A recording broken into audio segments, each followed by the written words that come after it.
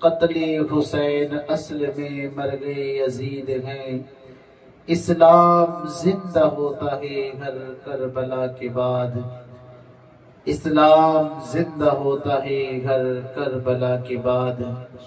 سمجھ میں کچھ نہیں آتا یہ ماجرا کیا ہے، حسین آپ بتائیں فنا بقا کیا ہے۔ سرے حسین نے نیزے پہ جب پڑھا ہے قرآن، یزیدی سوچ میں تھا پھر کٹا کیا ہے، یزیدی سوچ میں تھا پھر کٹا کیا ہے۔ میرے محترم عزیز میرے بھائیوں، جیسا کہ آپ لوگوں نے تاریخ کربلا کو سنا، تمام شہادتوں کو سنا، اور اس کے بعد میں نے یزیدیوں کا انجام کیا ہوا 10 محرم الحرام کو وہ بھی بیان کیا، لیکن انشاءاللہ اب جو رہ گیا ہے وہ بھی بیان کر دیتا ہوں کہ جب اہل بیت کا قافلہ ملک شام میں پہنچا تو جتنے بھی قافلے والے تھے، جس میں حضرت امام زین العابدین رضی اللہ تعالی عنہ ہیں، حضرت زینب ہے، اسی طرح سے حضرت شہر بانو ہیں، یہ جتنی بھی خواتین تھی اور یہ جتنے بھی افراد جو کربلا میں باقی رہ گئے تھے، ملک شام میں انہیں قید کر دیا گیا، انہیں سلاخوں کے پیچھے ڈال دیا گیا۔ اور میں آگے یہ بھی بتاؤں گا کہ یزید کی موت کس طرح ہوئی، لیکن اس سے پہلے سنیں، اللہ اکبر۔ آج کے دور میں نا جو سلاخیں ہیں، قید خانے ہیں، اس میں کہیں نہ کہیں سہولتیں پیدا کر دی گئی ہے، یا پھر کچھ ایسی تنظیمیں ہیں جو انسانی حقوق کی بات کرتی ہیں، لیکن وہ بادشاہت کا دور تھا، یزید پلید کا دور۔ کالی کوٹری میں اہل بیت کے قافلے کو قید کر دیا گیا، اللہ اکبر۔ اور یہ بات مشہور ہو گئی، لوگوں میں پھیل گئی کہ کربلا کی سرزمین پر نواسہ رسول حسین ابن علی کو شہید کر دیا گیا ہے۔ لوگوں میں جب یہ بات پھیلی تو دلوں میں یزید کے لیے نفرت پیدا ہو گئی، اور یزید نے سوچا کہ کہیں ایسا نہ ہو میرا تختہ پلٹ جائے، میری حکومت ختم ہو جائے، اللہ اکبر، میری خلافت ختم ہو جائے۔ کہ ایک مرتبہ ایسا ہوا کہ رات کا آدھا حصہ گزرا تھا، نصف رات گزری تھی، کہ اچانک سے کسی خاتون کے رونے کی آواز آتی ہے، کوئی گریہ وزاری کر رہی تھی، کوئی رو رہی تھی۔ ایسی آواز جب یزید کو آتی ہے تو یزید نے فوجی سے کسی سے کہا کہ جا کر دیکھو ذرا یہ آوازیں کہاں سے آ رہی ہے۔ تو فوجی گیا تو کیا دیکھتا ہے، وہ آواز سیدہ زینب کی تھی، اللہ اکبر۔ آج کالی کوٹری میں حسین ابن علی کی یاد آ رہی تھی، آپ کی شہادت کا وہ منظر حضرت زینب کی آنکھوں کے سامنے تھا۔ حضرت زینب کی تربت پر لاکھوں سلام، ایسی خاتون، اللہ اکبر، وہ مولا علی کی شہزادی کہ کربل میں جب جتنے بھی جوان تھے جو شہید ہو گئے تو اپنی گود کو بھی اجاڑ دیا کہ ماں فاطمہ کی گود تو اجڑ گئی، میں اپنی گود کو سلامت کیوں رکھوں، چھوٹے چھوٹے بچوں کو رن میں بھیج دیا، کربلا کے میدان میں بھیج دیا۔ تو حضرت زینب کے آہو پکار کی آوازیں تھی، اللہ اکبر۔ اب یزید فکر میں ڈوبا ہوا تھا، اور پھر اس نے صبح ہوئی تو صبح کو حضرت امام زین العابدین کو بلوایا۔ امام زین العابدین جو کربلا میں امام حسین کے شہزادے باقی رہ گئے تھے، آپ بیمار تھے، زین العابدین کو بلوایا اور کہا کہ اے شہزادے زین العابدین، کربلا میں جو بھی تمہارے بابا حسین کے ساتھ ہوا وہ اچھا نہیں ہوا۔ دیکھو ایسے مکر و فریب کرتے ہیں کہ خود شہید کروا کے آرڈر دے کے فوجیں بھیج کر شہید کروا دیا، اور پھر حکومت جانے کا خطرہ ہے تو اس طرح کی باتیں کرتا ہے۔ کہا جو بھی ہوا اچھا نہیں ہوا، اللہ اکبر۔ اور پھر امام زین العابدین سے یہ بھی کہا کہ اے شہزادے، تم جو چاہو گے میں وہی کروں گا، تم جو بولو گے شہزادے میں وہ کرنے کے لیے تیار ہوں۔ تو امام زین العابدین نے فرمایا کہ مجھے تیرے اوپر کوئی یقین نہیں ہے کہ تو میری بات مانے گا۔ کہا شہزادے کہہ کر تو دیکھو۔ کہا اگر کہتے ہی ہو تو سنو، میری کچھ شرطیں ہیں، میری کچھ شرطیں ہیں۔ کہا وہ کون سی شرط ہے؟ کہا پہلی شرط یہ ہے کہ اللہ اکبر، میرے باپ حسین ابن علی کے قاتل کو میرے حوالے کیا جائے، اس لیے جس نے میرے باپ کو قتل کیا ہے، حضور کے نواسے حسین ابن علی میرے بابا حضور کو قتل کیا ہے، میں شریعت کی روشنی میں اس سے بدلہ لوں گا، میں قصاص لوں گا۔ اور پھر دوسری شرط یہ ہے کہ جتنے بھی سر 72 نیزوں پر 72 سر گئے تھے نا ملک شام، کہا یہ جتنے بھی سر ہیں یہ سر ہمیں دے دیے جائے، اس لیے کہ ہم ان کو عزت و احترام کے ساتھ دفن کر سکیں۔ اور پھر تیسری شرط یہ ہے کہ کل کا جو دن آئے گا وہ جمعہ کا دن ہوگا، تو میں چاہتا ہوں کل جمعہ میں ملک شام کی جامع مسجد میں ممبر پہ کھڑے ہو کر خطبہ پڑھوں۔ تیسری شرط اور چوتھی شرط یہ ہے، دیکھو ہمیں تم سے کچھ نہیں چاہیے، لیکن اب ہم یہاں سے شہر مدینہ ہمارے وطن لوٹنا چاہتے ہیں۔ اس طرح کی شرطیں امام زین العابدین نے یزید پلید کے سامنے رکھ دی، اور پھر کہا شہزادے تم جو کہتے ہو میں کرنے کے لیے تیار ہوں۔ دوسرا دن جمعہ کا آیا، اور پھر جمعہ سے پہلے ہی یزید نے دربار لگایا۔ دیکھو امام زین العابدین ہے نا، قیامت تک کی حجت قائم کر کے جا رہے ہیں، یہ بتا کر کہ میرے بابا کے اصل قاتل کون ہے ان کا پتہ چلے، لوگوں پر عیا ہو جائے، اس لیے امام زین العابدین نے یہ کہا ہے کہ جو میرے بابا حسین کا قاتل ہے اسے میرے حوالے کیا جائے۔ اب دیکھو دوسرے دن یزید نے دربار لگوایا، دربار لگا، اور پھر اس دربار میں کربلا کے بڑے بڑے مجرم آئے، جس میں کھولی بھی تھا، شمر بھی تھا، اور سنان اس طرح کا ایک اور ہے یہ بھی تھا، اور عبید اللہ ابن زیاد تو پہلے سے ہی کوفہ میں تھا، اس لیے کہ وہ کوفہ کا گورنر بن گیا تھا، تو کوفہ کی بات اور سنبھال رہا تھا، وہ ملک شام نہیں آیا تھا۔ اب یزید تخت پر بیٹھ کر، مسند پر بیٹھ کر، اس نے لوگوں میں اور ان لوگوں میں باتیں یہ رکھی کہ کربلا میں حسین ابن علی کو شہید کس نے کیا، آقا امام حسین کو نواسے رسول کو کس نے شہید کیا؟ تو کسی نے کہا امام حسین کو شہید اس سنان نے، یا سنان جو بھی نام تھا، اس نے کیا ہے۔ تو اس نے کہا واللہ میں ایسا کر سکتا ہوں، بھلا میں نواسے رسول کو شہید کروں؟ ایسا نہیں ہو سکتا، میں نے شہید نہیں کیا، میں نے انہیں قتل نہیں کیا۔ اس نے پھر کھولی کے سر الزام لگایا کہ اس نے ہی امام پاک کا قتل کیا ہے۔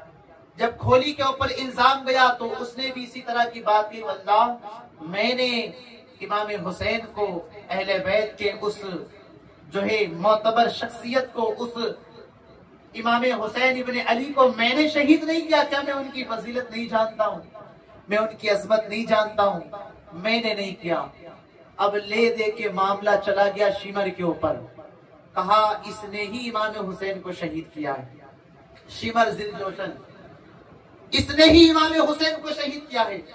تو شمر کے اوپر جب یہ بات گئی تو شمر نے، بڑا چالاک شخص تھا، اور اس کے بعد جو ہے بڑا چرب زبان یہ شخص تھا، شمر کے پاس جب یہ بات گئی تو اس نے بھی یہی کہا کہ نہیں، میں نے حسین ابن علی کو شہید نہیں کیا ہے، میں ان کی عظمت کو جانتا ہوں، میں ان کے مرتبے کو جانتا ہوں، میں یہ جانتا ہوں وہ نواسہ رسول ہے، میں نے شہید نہیں کیا۔ یزید بولتا ہے کہ شہید کس نے کیا، شہید کس نے کیا، انہیں قتل کس نے کیا، تم نے نہیں کیا، تم نے نہیں کیا، تم نے کیا، کس نے کیا؟ اب دیکھو شمر بول اٹھتا ہے، شمر نے حقیقت بیان کر دی، اور شمر نے بتا دیا کربلا میں شہادت امام حسین کے پیچھے اصل قاتل کون تھا۔ شمر نے کہا جس نے ملک شام سے فوجیں کربلا میں بھیجی اس نے شہید کیا، جس نے خط لکھ لکھ کر عبید اللہ ابن زیاد کو کوفہ کا گورنر بنایا اس نے شہید کیا، جس نے جگہ جگہ سے فوجیوں کو کربلا میں جمع کروایا اس نے شہید کیا۔ اور ایک شاعر نے اپنے انداز میں کہا ہے کہ کربلا کا معاملہ کچھ اس طرح تھا کہ کمان ملک شام میں تھی اور اس کا تیر کربلا میں چل رہا تھا۔ اللہ اکبر۔ اس طرح کی باتیں جب شمر نے کی تو یزید بھڑک اٹھا، یزید بھڑک اٹھا اور سب کو بھگا دے کہ جاؤ تم لوگ جاؤ یہاں سے۔ اور پھر یزید شرمندہ ہو گیا، آنکھیں جھک گئی۔ قتل حسین کا کیا جواب تھا؟ کہا شہزادے دیکھو تمہارے بابا کے قتل کا معاملہ یہیں پر چھوڑ دو اور تمہاری جو شرائط ہے میں وہ پوری کرنے کے لیے تیار ہوں۔ اللہ اکبر۔ اب جو ہے جمعہ کی اذان سے پہلے نقارہ بجتا ہے، ڈھول بجتا ہے، نوبت جسے کہتے ہیں، اس وقت میں یہ اعلان کے طور پر بجایا جاتا تھا۔ تو اذان سے پہلے یزید کے دربار میں ڈھول بجنا شروع ہوتا ہے۔ اتنے میں یزید کے شہزادے نے امام زین العابدین کو کہا، اور امام زین العابدین، اور زین العابدین دیکھو یہ جو نوبت بج رہی ہے یہ میرے بابا کی نوبت ہے، یہ ہماری شان میں نوبت بج رہی ہے، یہ ہمارے جو ہے عزت میں اور ہمارے شان و شوکت میں یہ نوبتیں بجائی جا رہی ہے، دیکھو میرے باپ کی نوبت بج رہی ہے۔ اس طرح کے تانے امام زین العابدین کو یزید کے بیٹے نے دیا، اور یہاں جیسے ہی نوبت بند ہوتی ہے اور وہاں سے مسجد سے اللہ اکبر اذان کی صدائیں بلند ہوتی ہے اور مؤذن نے اشہد ان محمد رسول اللہ کہا، تو امام زین العابدین نے فرمایا اور شخص سن لے، اللہ اکبر ذرا سن یہ آواز کس کی آ رہی ہے، یہ کس کی شان میں مسجد سے یہ کلمہ پڑھا جا رہا ہے۔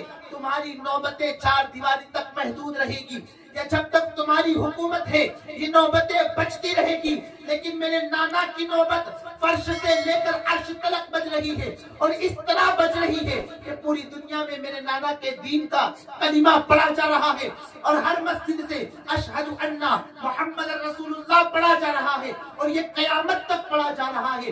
اس طرح کی بات امام زین العابدین نے اس سے فرمائی۔ اب جو ہے جمعہ کا وقت آیا، جمعہ کا وقت آیا اور جتنے بھی شام کے لوگ تھے، مسجد بڑی تھی، سب جمع ہو گئے۔ اللہ اکبر۔ اور یزید نے کیا وعدہ کیا تھا کہ آپ ہی جمعہ پڑھائیں گے، لیکن یہاں دیکھو دوسری وعدہ خلافی کرنے والا ہے۔ امام زین العابدین کا وہ حسین چہرہ ہے، عباس علمبردار کے بھی غالباً شہزادے، چھوٹے چھوٹے شہزادہ رسول مسجد میں داخل ہوتے ہیں۔ امام زین العابدین 22 سال کی عمر ہے، آپ بھی مسجد میں داخل ہوئے۔ اللہ اکبر۔ لوگوں نے حیرت کے ساتھ چہرہ دیکھا، چمک چہرے پر وہ چمک تھی، اور کیوں نہ چمک ہو، اللہ اکبر، حضور کی نسل ہی نور والی ہے۔ تو یہ شہزادے اندر داخل ہوئے تو یزید کے ذہن میں یہ خیال آیا کہ اگر میں نے زین العابدین کو خطبہ پڑھنے دے دیا اور کہیں ایسا ویسا خطبہ دے دیا تو کہیں ایسا نہ ہو میری حکومت پلٹ جائے، کہیں ایسا نہ ہو شام کے لوگ اور جگہ جگہ کے لوگ میری بغاوت پر اتر جائے۔ تو یزید نے جو ہے امام زین العابدین کو خطبہ پڑھنے نہ دیا، بلکہ ایک شامی خطیب کو اجازت دی کہ جا تو خطبہ پڑھ۔ اور جیسے ہی وہ خطبہ پڑھنے کے لیے کھڑا ہوا، امام زین العابدین نے یزید کی طرف مخاطب ہو کر فرمایا کہ یہ تیرا دوسرا دھوکہ ہے، تو نے یہ دوسرا دھوکہ، دوسری وعدہ خلافی میرے ساتھ کی ہے۔ اللہ اکبر۔ اب وہ شامی خطیب جو ہے کھڑا ہوتا ہے منبر پر، اور پھر یزید کی بنو امیہ کی تعریفیں کرنا شروع کرتا ہے، ان کی فضیلتیں بیان کرنا شروع کرتا ہے۔ تو زین العابدین نے کہا ہے اور ذرا سن تو صحیح، تو ان فاسق و فاجر کی تعریفیں کر رہا ہے، جو فاسق و فاجر ہے سن، میں زین العابدین حضور کا نواسا ہوں، میں حسین ابن علی کا شہزادہ ہوں۔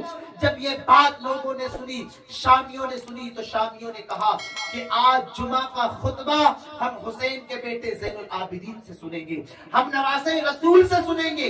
اور لوگوں نے یہ مانگ کی یزید کے سامنے، ہم سنیں گے تو ان سے خطبہ سنیں گے۔ یزید مجبور ہو گیا اور امام زین العابدین کو خطبہ پڑھنے کی اللہ اکبر اجازت دے دی گئی۔ سرکار زین العابدین کھڑے ہوتے ہیں منبر پر، منبر پر کھڑے ہونے کے بعد اللہ اکبر وہ واضح نصیحت آپ فرماتے ہیں جس کا مفہوم میں بیان کر دوں۔ امام زین العابدین فرماتے ہیں اے لوگو یہ نصیحت ہے تمہارے لیے، دیکھو ہم دنیا میں آئے ہیں دنیا سے جانا ہے، اور پھر یہ جتنی بھی دولت ہے، یہ مال ہے، یہ اسباب ہے، یہ حسن و جمال ہے، یہ سب فنا ہونا ہے، یہ دنیا بھی فنا ہونا ہے، ہمیں قبر میں جانا ہے، اللہ اور اس کے رسول کو منہ دکھانا ہے، یہ دولتیں بھی دنیا میں رہ جائے گی، یہ حسن و جمال بھی دنیا میں رہ جائے گا، باقی کچھ بھی نہیں رہے گا۔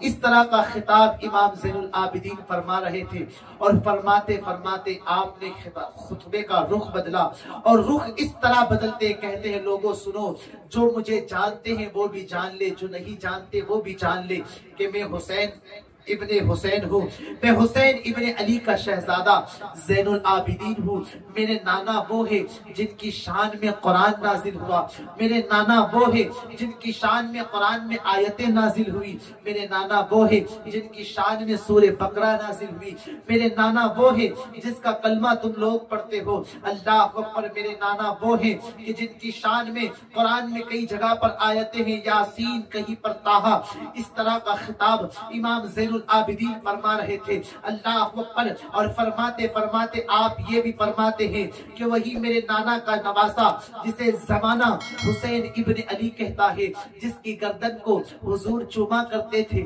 میرے نانا چوما کرتے تھے، جو بوسہ گاہ پیمبر تھی، اللہ اکبر، جس حسین کو آپ میرے نانا جان صلی اللہ علیہ وسلم اپنے کاندھوں پر بٹھا لیا کرتے تھے، اس حسین ابن علی کو کربلا کے میدان میں، کربلا کے تپتے صحرا میں بھوکا اور پیاسا رکھ کر شہید کر دیا گیا، انہیں قتل کر دیا گیا، بلکہ حال یہ تھا کربلا کے میدان میں کہ میرے بابا حسین میرے بھائیوں کے لاشیں اٹھا اٹھا کر تھک گئے، اور اس کے بعد آپ کو شہید کر دیا گیا، اور صرف اتنا نہیں کیا بلکہ آپ کے جسم پر گھوڑے دوڑائے گئے۔ جب یہ خطبہ آپ نے ملک شام کے اس مسجد سے دیا ہے، لوگ دہاڑے مار مار کر روتے ہیں، لوگ چیخنا اور پکارنا شروع کرتے ہیں، ایسی آوازیں آ رہی تھی، ایسا لگ رہا تھا پورا شام رو رہا ہے۔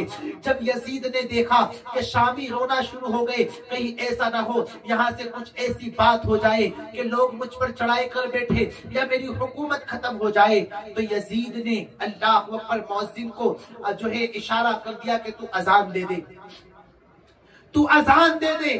مؤذن اذان کے لیے کھڑا ہو جاتا ہے، اللہ اکبر اللہ اکبر۔ اب امام زین العابدین خاموش ہو جاتے ہیں، اس کی اذان کا آپ جواب دیتے ہیں، بلکہ اس نے اشہد ان لا الہ الا اللہ کہا، آپ نے جواب دیا، لیکن جیسے ہی اشہد ان محمد رسول اللہ کہا، امام زین العابدین نے فرمایا تجھے اللہ کی ذات کی قسم ہے رک جا، خاموش ہو جا، ٹھہر جا۔ وہ مؤذن ٹھہرتا ہے، امام زین العابدین نے پھر فرمایا بتا جس رسول کا تو نام لے رہا ہے اذان میں، وہ تیرے بابا ہے کہ میرے بابا ہے؟ جس رسول کا تو نام لے رہا ہے وہ تیرے نانا ہے کہ میرے نانا ہے؟ کہا شہزادے وہ تمہارے نانا ہے۔ کہا پھر بتا اس نانا کے نواسے کو کربلا میں ظالموں نے کیوں شہید کیا، تم لوگوں نے کیوں قتل کیا؟ اللہ اکبر، پھر مجمع جو ہے دھاڑ دھاڑ کر رونے لگتا ہے، چیخیں نکالنے لگتا ہے۔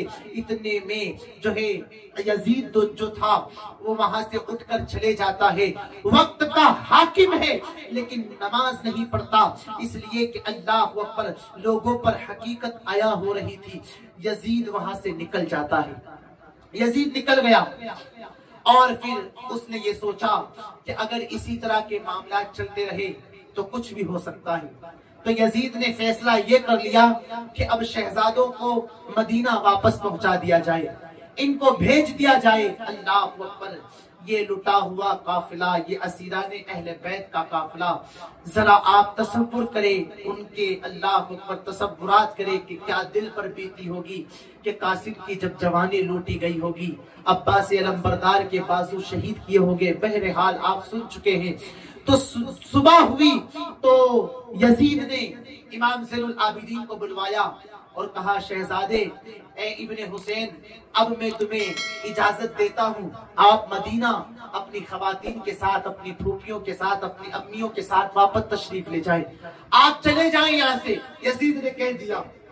اور پھر پورا لشکر جو جتنے بھی لوگ بچے تھے، زیادہ تر تو شہید ہو گئے، اب جتنے بھی بچے تھے یہ قافلہ وہاں سے نکلتا ہے، اور نکلنے کے بعد اس قافلے کی قیادت حضرت نعمان بن بشیر کو دی جاتی ہے۔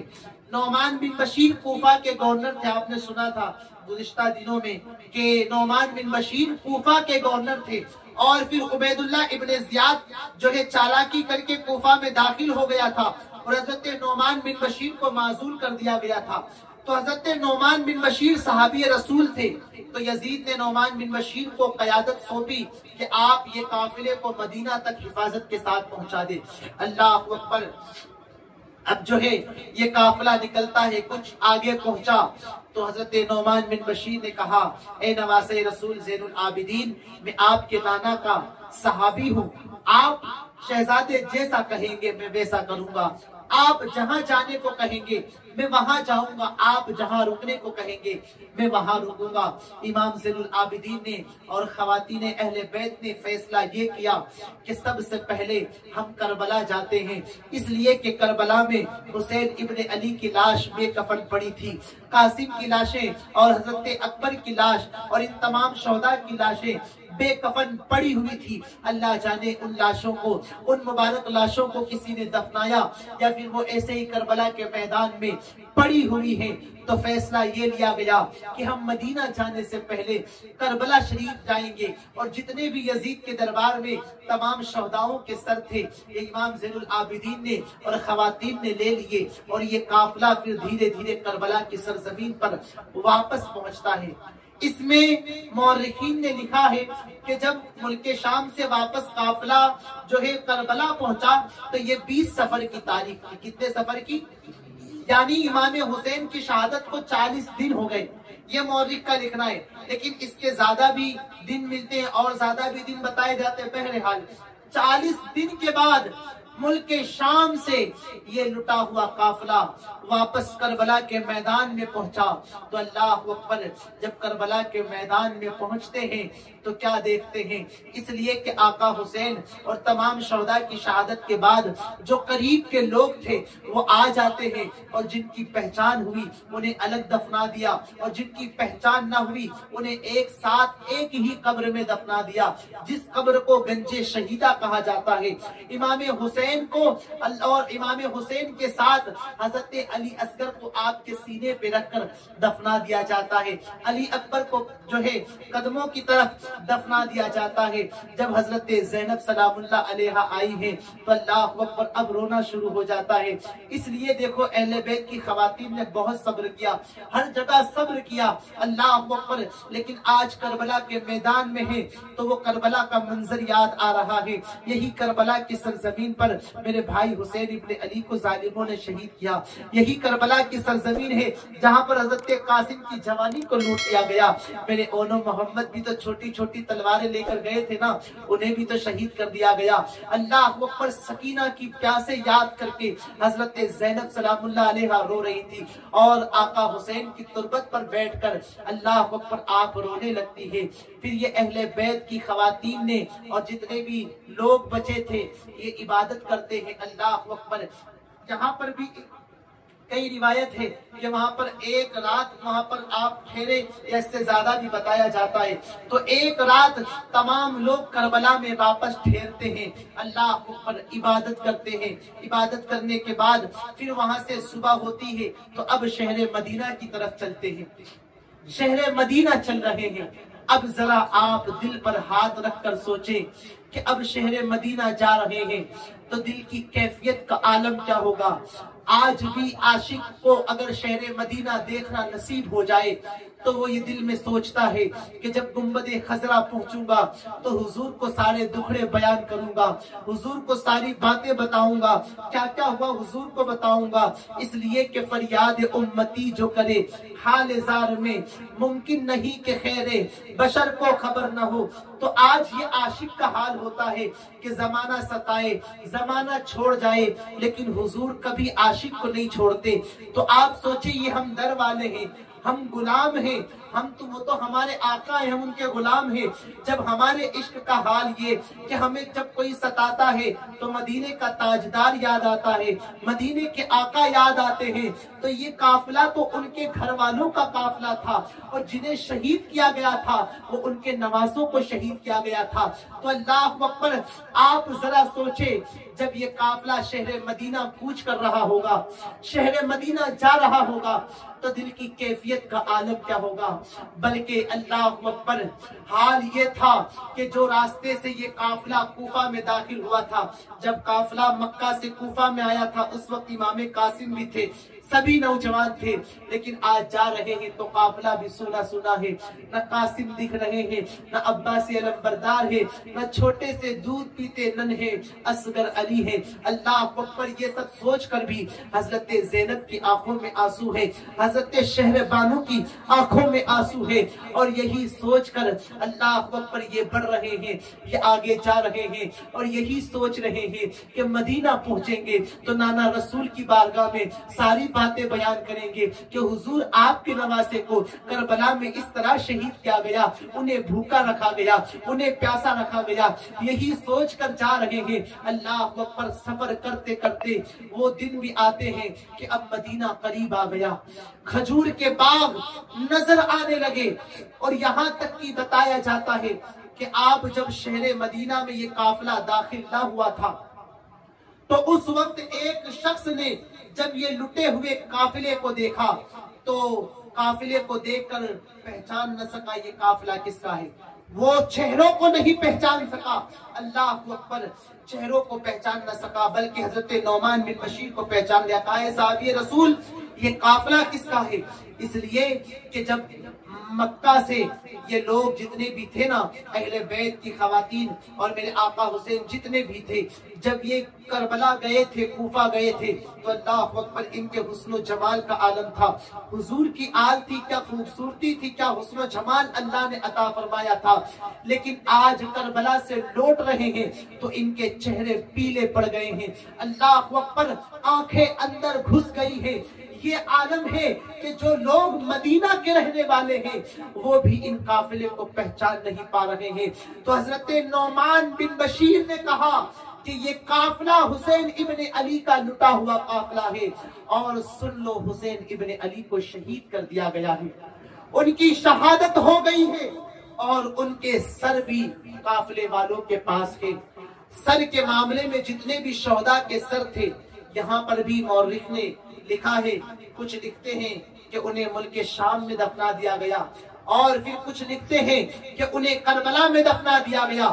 لیکن علامہ ارشد القادری علیہ الرحمہ لکھتے ہیں کہ جب امام زین العابدین وہ تمام سروں کو لے کر اور خواتین تمام شہداء کے سر کو لے کر چلی تو کربلا سے بھی وہ سر مدینے کی طرف لے کر آئے، اس لیے کہ حضور کو یہ سر دکھا کر بتائیں کہ آقا دیکھیں یہ آپ کے نواسوں کا، یہ آپ کی اہل بیت کا سر ہے۔ ثبوت کے طور پر دکھائیں گے حضور آپ کے شہزادوں کو اس طرح کربلا کے میدان میں شہید کر دیا گیا ہے۔ جب وہ شخص کو پتا چلا تو وہ شہر مدینہ میں داخل ہو کر لوگوں کو بتا دیتا ہے، او لوگوں سنو سنو، حسین ابن علی کو کربلا کے میدان میں 3 دن بھوکا اور پیاسا رکھ کر انہیں شہید کر دیا گیا ہے، اور ان کے سروں کو، ان شہداء کے سروں کو مدینہ میں لایا جا رہا ہے۔ اللہ اکبر، جب یہ آواز لوگوں نے سنی تو اللہ اکبر، مدینہ میں قیامت صغرا برپا ہو گئی، بلکہ لوگ اس طرح رو رہے تھے کہ حضرت ام المؤمنین ام سلمہ رضی اللہ تعالیٰ عنہ فرماتی ہے کہ مدینہ میں ہم نے 2 مرتبہ لوگوں کو زیادہ روتے ہوئے دیکھا ہے۔ پہلی مرتبہ تو جب حضور پاک علیہ السلام کی وفات ہوئی تھی، اور دوسری مرتبہ جب حسین ابن علی کا لٹا ہوا قافلہ شہر مدینہ میں آیا تھا۔ جب یہ قافلہ شہر مدینہ میں آیا ہے، لوگ دیکھ کر رو رہے تھے، اشک بار آنکھیں بھیگ چکی تھی، اور چلا چلا کر چیخ کر رو رہے تھے، اس قدر رونے کا عالم تھا۔ اور پھر اہل بیت کی خواتین کے چہرے بھی، اللہ اکبر، کیا کہنا، لوگوں نے کہا، خواتین سے کہا، تمام اب لوگوں سے کہا کہ گھر میں آرام کرو، چلو گھر میں چلتے، اس طرح کی باتیں کہی، لیکن آقا زین العابدین نے منع فرما دیا، کہا نہیں، ہم سب سے پہلے پہلے نہ حضور کے دربار میں حاضری دیں گے، پہلے حضور کے دربار میں جائیں گے اور حضور کو بتائیں گے، نانا مصطفیٰ کو بتائیں گے سرکار کربلا میں کیا کیا ہوا۔ بلکہ امام زین العابدین سر مبارک کو لے کر حضور کے دربار میں حاضر ہوئے۔ اے میرے نانا جان، دیکھیں جس حسین کو آپ کاندھوں پر بٹھایا کرتے تھے، جس حسین کی پیشانی کو آپ چوما کرتے تھے، اس حسین کو کربلا کے میدان میں شہید کر دیا گیا۔ اس طرح کی باتیں آقا زین العابدین فرما رہے تھے۔ مؤرخ لکھتے ہیں، لکھنے والے لکھتے ہیں کہ اللہ اکبر، سرکار امام زین العابدین نے جب یہ بات کہی ہے تو تربت مصطفیٰ پر بھی اثر پڑا ہے، حضور کی تربت پر اثر پڑتا ہے۔ اور پھر اسی طرح اللہ اکبر، یہ قافلہ، یہ اہل بیت کے لوگ حضرت امام حسن کی بارگاہ میں جاتے ہیں، حضرت فاطمہ کی بارگاہ میں جاتے ہیں، اسی طرح کی بات کرتے ہیں۔ کچھ لوگوں نے کہا کہ سرے جتنے بھی سر تھے وہ اللہ اکبر ملک کے شام میں دفنا دیے گئے، اور آج بھی اس کی نشانیاں موجود ہیں۔ کچھ مورخ نے لکھا ہے کہ وہ تمام سروں کو حضرت امام حسن اور حضرت فاطمہ زہرا کی مزار کے قریب دفنا دیا گیا، اور کچھ کا کہنا ہے کربلا میں دفنا دیا گیا۔ یہ کربلا کے بعد کی تاریخ ہے۔ اب یزید کا انجام کیا ہوتا ہے؟ آخری بات، یزید کا انجام کیا ہوتا ہے جس کے حکم پر اہل بیت کا خون کربلا میں بہایا گیا؟ وہ یزید ناپاک، وہ یزید پلید، وہ یزید بدبخت، اللہ اکبر شرابی تھا، وہ یزید زانی تھا۔ اللہ اکبر، ایسے کارنامے اس کے تھے کہ میں یہاں کہنا مناسب نہیں سمجھتا ہوں کہ اس نے اللہ اکبر جانوروں کے ساتھ بھی بدفعلی کی، اس نے اپنی سوتیلی ماں کے ساتھ بدفعلی کی۔ اللہ اکبر، وہ یزید پلید تھا، وہ اتنا بڑا شرابی تھا کہ اللہ اکبر شراب میں دھت رہا کرتا تھا، وہ اتنا بڑا زانی تھا۔ اب مجھے بتاؤ، جو لوگ یزید کو رحمت اللہ علیہ کہتے ہیں ان کا انجام کیا ہونا ہے؟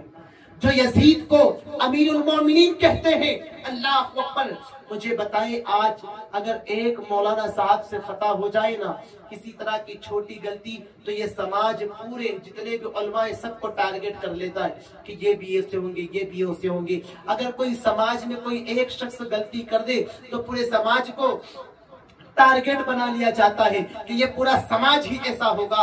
ظالموں، تم یزید کو رحمت اللہ علیہ کہہ رہے ہو، یزید کو امیر المومنین کہہ رہے ہو۔ امیر المومنین تو فاروق اعظم بھی تھے نا، معاذ اللہ تعالیٰ کا ان کا کردار یزید کی طرح تھا، تو تم امیر المومنین کیوں لگاتے ہو؟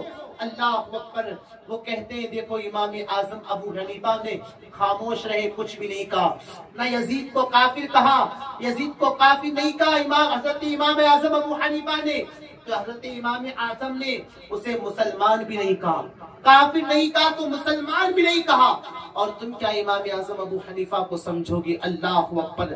تو یزید ایسا شخص تھا کہ جو زنا اور ایسے ایسے جرائم میں مبتلا تھا۔ وہ بدبخت کی موت کیسے ہوتی ہے؟ دیکھو مسلمانوں، یہ عبرت کا نشان بنتا ہے۔ اور جتنے لوگ تھے، شمر، عبید اللہ ابن زیاد، اور پھر ان طرح کے لوگوں کا انجام کتنا دردناک ہوا، وہ میں نے 10 محرم الحرام کو بیان کیا تھا۔ لیکن یزید کا انجام کیا ہوگا؟ اللہ اکبر۔ یزید کے کل 8 بیٹے تھے۔ کتنے بیٹے تھے؟ 8 بیٹے یزید کے تھے۔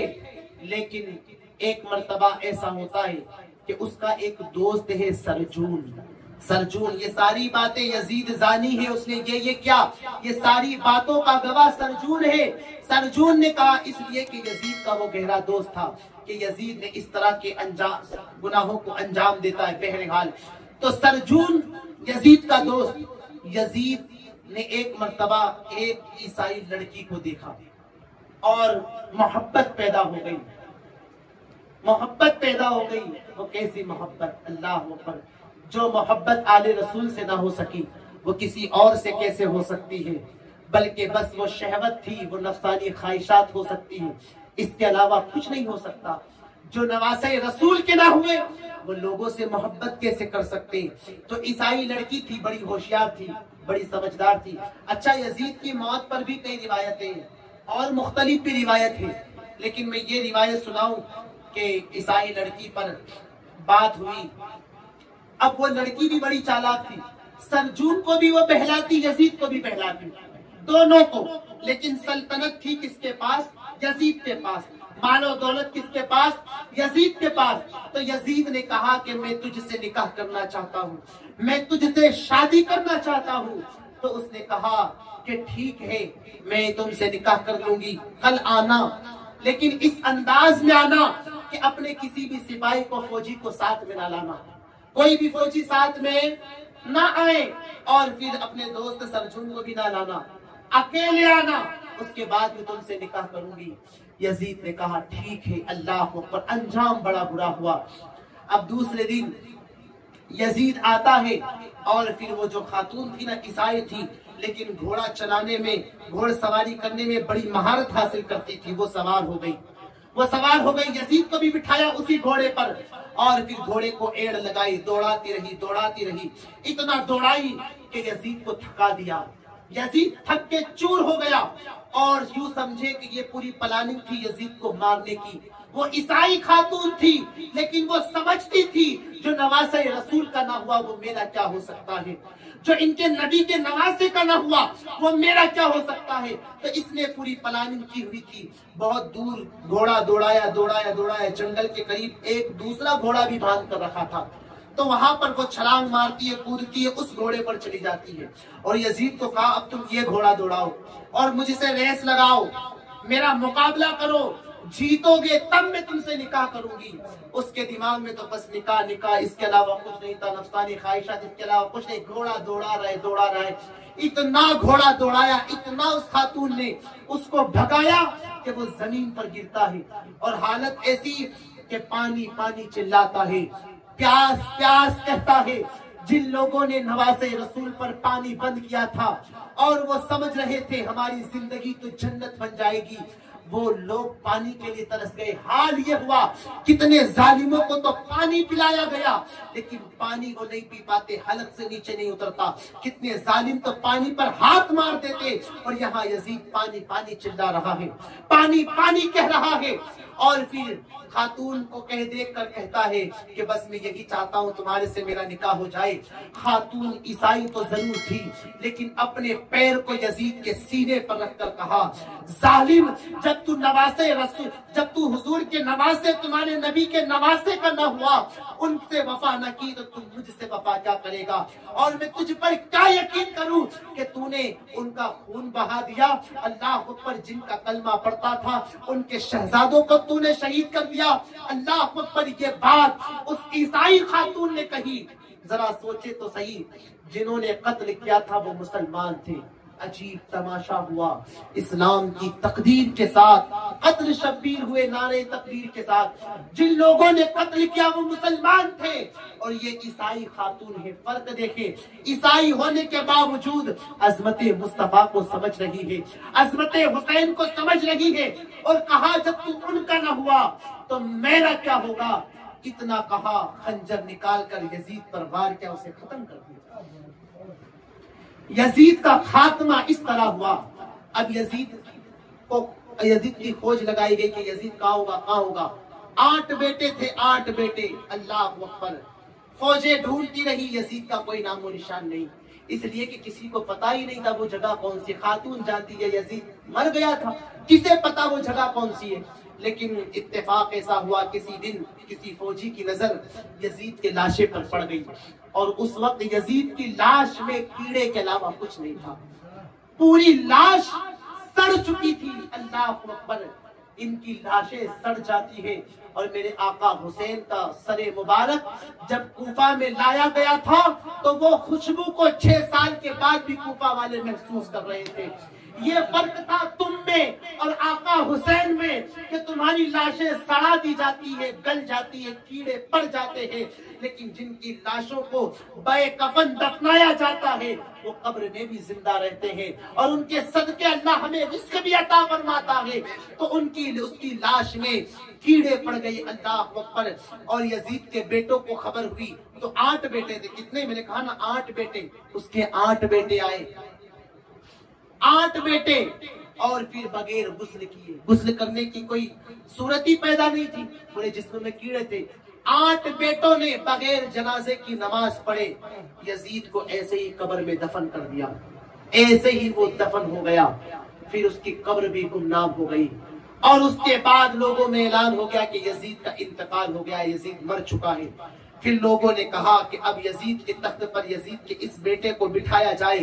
اس بیٹے نے کہا جو تخت خون حسین کی بنیاد پر حاصل کیا جائے میں وہ تخت پر بیٹھنا گوارا نہیں کرتا، وہ تخت پر بیٹھنا بھی گوارا نہیں کیا۔ اور مجھے بتائیں، آخری بات کرتا ہوں، یزید سمجھ رہا تھا حسین ابن علی کو ختم کر دوں گا، ان کا نام و نشان ختم ہو جائے گا، ان کی نسلیں ختم ہو جائے گی، ان کو جاننے والا کوئی باقی نہ رہے گا۔ لیکن مجھے بتائیں، امام حسین کے ایک ہی بیٹے زین العابدین تھے، ایک بیٹے زین العابدین تھے، اور یزید کے 8 بیٹے تھے۔ ان 8 بیٹوں سے کتنے بیٹے ہوئے آج کسی کو کچھ نہیں پتا، یزید کی نسل کہاں ہے کسی کو کچھ نہیں پتا، لیکن کربلا میں صرف ایک شہزادہ حسین اعظم کا کربلا میں بچا تھا جو زین العابدین تھا۔ زین العابدین کی نسل سے اللہ نے وہ مرتبہ عطا فرمایا، وہ برکتیں امام زین العابدین کی نسل کو دی کہ آج پوری دنیا میں حسینی سادات ہمیں نظر آتے ہیں، یہ آقا حسین کا صدقہ ہے۔ آج پوری دنیا میں حسینی سادات نظر آ رہے ہیں۔ ہم جس کی سرزمین پر بیٹھے وہ قطب عالم بخاری کون ہے، وہ شاہ عالم بخاری کون ہے، مجھے بتائیں وہ مخدوم اشرف سمنانی کون ہے؟ یہ حسن حسین کی ہی اولادیں ہیں۔ جو لوگ مٹانا چاہتے تھے وہ خود مٹ گئے، ان کی نسلیں مٹ گئی، ان کا نام مٹ گیا، ان کی عزتیں باقی نہیں۔ آج کوئی بھی ماں اپنے بیٹے کا نام یزید نہیں رکھنا چاہتی، ہر ماں اپنے بیٹے کا نام حسین رکھتی ہے اور غلام حسین رکھتی ہے۔ مٹانے والے مٹ گئے، اور جن کو مٹانا چاہا کہ یہ مٹ جائیں گے، آج بھی وہ حسین ابن علی ہمارے دلوں میں زندہ ہے، ہماری نمازوں میں زندہ ہے، قرآن پڑھے تو قرآنوں میں زندہ ہے، اذانیں ہو تو اذانوں میں زندہ ہے، شریعت پر عمل کرے تو شریعت مصطفیٰ جب عمل کرے تو سمجھے حسین ابن علی زندہ ہے، آقا حسین زندہ ہے، اور اس طرح سے زندہ ہے کہ اللہ اکبر آج بھی تربت آقا حسین سے ہمیں فیض مل رہا ہے۔ اللہ اہل بیت کی محبت ہمارے سینوں میں عطا فرمائے، اور ان کا طریقہ وہ کیا پیغام دے کے گئے وہ پیغام پر ہمیں عمل کرنے کی توفیق عطا فرمائے۔ میرے بھائیوں، پیغام کربلا میں یہی تھا کہ زندگی ہم نے صبر سے شروع کی۔ دیکھو حضور گئے، حضور دنیا سے تشریف لے جانے سے پہلے حضور نے کہا تھا میں تمہیں 2 چیز دے کر جا رہا ہوں، ایک تو قرآن ہے، دوسری اہل بیت ہے۔ سرکار نے یہ کیوں کہا تھا؟ ذرا سوچے تو صحیح، قرآن کہتا ہے ان اللہ مع الصابرین، صبر کرو، اہل بیت نے صبر کر کے بتایا ہے۔ قرآن کہتا ہے نماز کی پابندی کرو، اہل بیت نے پابندی کس طرح کی جاتی ہے وہ کر کے دکھائی ہے، بلکہ پابندی کس طرح، نہ مسجد میں نہ بیت اللہ کی دیواروں کے سائے میں نماز عشق ادا ہوتی ہے تلواروں کے سائے میں، وہ تو تلواروں کی چھائے میں بھی نمازوں کو نہیں چھوڑ رہے تھے۔ تو ہمیں کربلا سے پیغام نہیں ملا ہے دوستو، شریعت کو مضبوطی سے پکڑ کر چلنا، یہی ہمارا آخری پیغام ہے۔ اللہ رب العزت میرے کہنے میں، آپ کے سننے میں کسی قسم کی لفظیں ہو گئی ہو تو مولا اپنے فضل و کرم سے معاف فرمائے۔ استغفر اللہ ربی من کل ذنب و اتوب الیہ، صلاۃ و سلام کے لیے کھڑے ہو جائے۔